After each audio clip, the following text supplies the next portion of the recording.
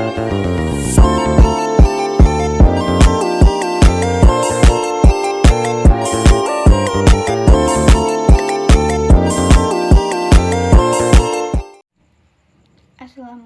warahmatullahi wabarakatuh. Perkenalkan, nama saya Rolni Aurel Safira Bayan. Saya dari Universitas Sairun Ternate, Fakultas Ekonomi dan Bisnis, Prodi Akuntansi. Baik, di sini saya akan menjelaskan tentang fenomenologi. Fenomenologi adalah sebuah pendekatan filsafat dan ilmu sosial yang mempelajari langsung tanpa interpretasi atau asumsi. Teori ini dikembangkan oleh Edmund Husserl pada abad ke-20. Fenomenologi sendiri berasal dari bahasa Yunani, yaitu phenomenon, yang berarti sesuatu yang muncul atau nampak di depan kita. Sejarah dan filosofi fenomenologi. Fenomenologi merupakan pendekatan yang dikembangkan oleh Edmund Husserl pada abad ke-20. Husserl mengajukan ide bahwa semua pengetahuan bersumber dari pengalaman langsung yang tidak dapat dicapai melalui metode ilmiah atau analisis logis.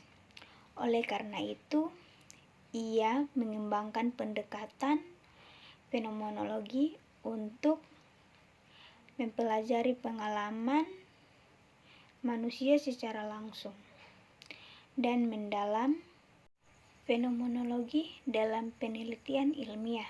Fenomenologi juga dapat diterapkan dalam penelitian ilmiah. Penelitian tersebut dapat dilakukan dengan menggunakan metode pengamatan langsung dan wawancara mendalam. Hasil dari penelitian ini dapat digunakan untuk mengembangkan teori baru atau menguji teori yang sudah ada. Kelebihan dan kekurangan penggunaan fenomenologi. Penggunaan fenomenologi memiliki kelebihan dan kekurangan yang perlu dipertimbangkan. Kelebihannya adalah fenomenologi dapat memberikan pemahaman yang mendalam terhadap pengalaman manusia. Sedangkan kekurangannya adalah pendekatan ini cenderung subjektif dan sulit untuk diuji secara empiris. Contoh teori fenomenologi dalam kehidupan sehari-hari. Teori fenomenologi dapat diterapkan dalam kehidupan sehari-hari seperti dalam bidang psikologi, sosial, dan antropologi. Contoh penerapannya adalah ketika seseorang merasa sakit perut, maka fenomenologi akan mempelajari pengalaman langsung tersebut dengan melakukan deskripsi mendalam tanpa interpretasi atau asumsi. Prinsip-prinsip dan metode fenomenologi. Pendekatan fenomenologi memiliki prinsip-prinsip dan metode khusus yang digunakan untuk mempelajari pengalaman manusia secara langsung. Prinsip-prinsip tersebut meliputi pengalaman langsung, deskripsi yang akurat, dan tidak adanya interpretasi atau asumsi.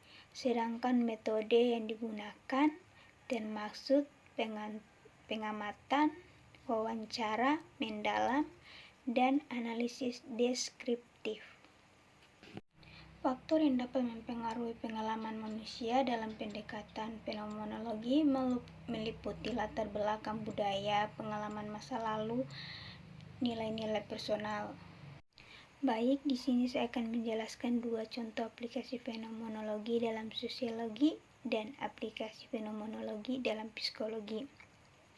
Yang pertama, aplikasi fenomenologi dalam sosiologi.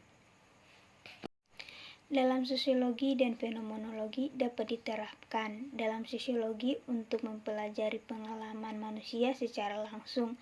Contohnya, aplikasi adalah ketika seorang sosiologi ingin mempelajari bagaimana mengalami kemiskinan secara langsung, maka pendekatan fenomenologi akan memberikan pemahaman yang lebih dalam.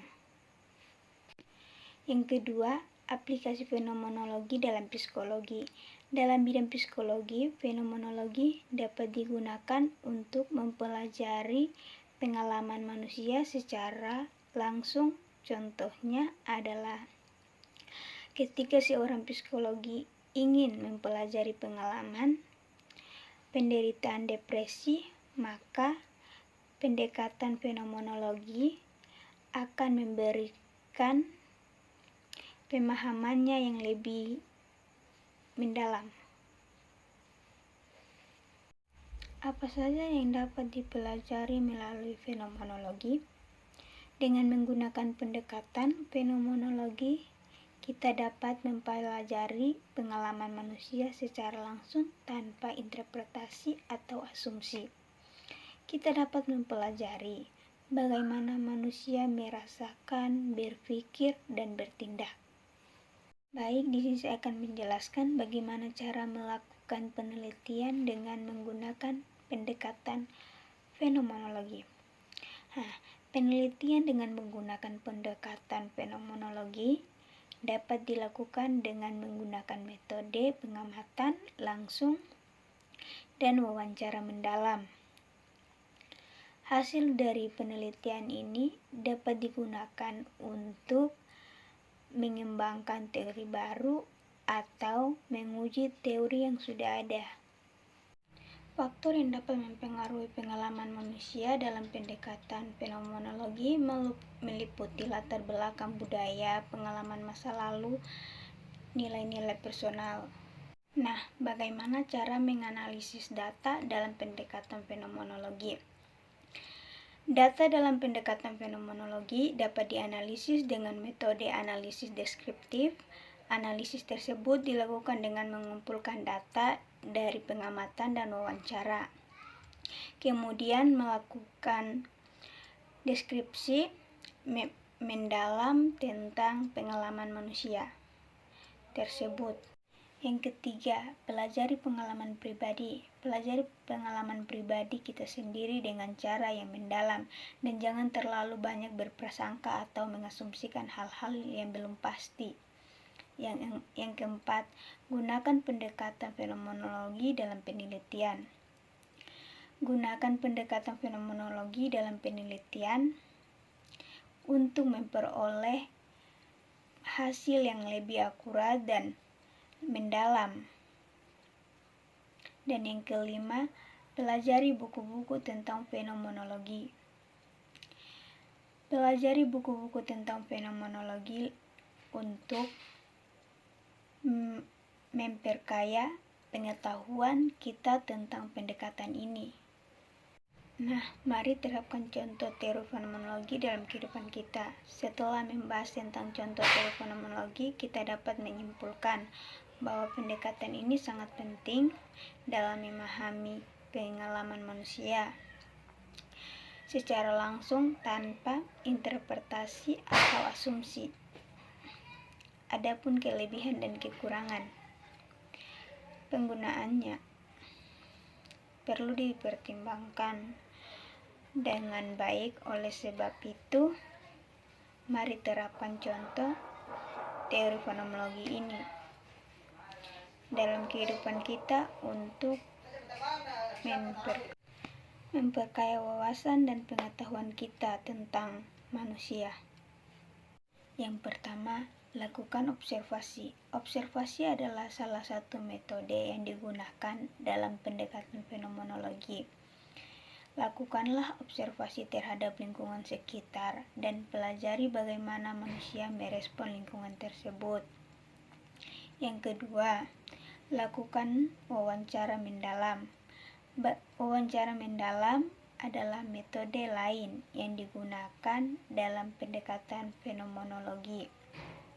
Lakukanlah wawancara mendalam terhadap orang-orang yang memiliki pengalaman yang unik dan pelajari bagaimana mereka merasakan dan berpikir tentang pengalaman tersebut. Baik, mungkin itu saja penjelasan dari saya tentang fenomenologi. Lebih dan kurangnya saya mohon maaf. Wassalamualaikum warahmatullahi wabarakatuh.